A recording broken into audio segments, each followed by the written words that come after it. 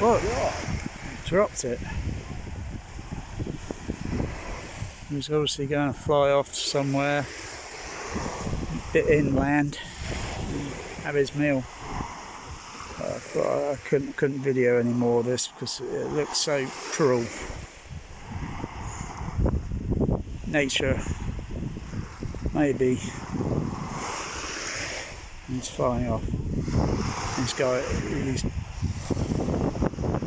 Oh, the other seagull intervened.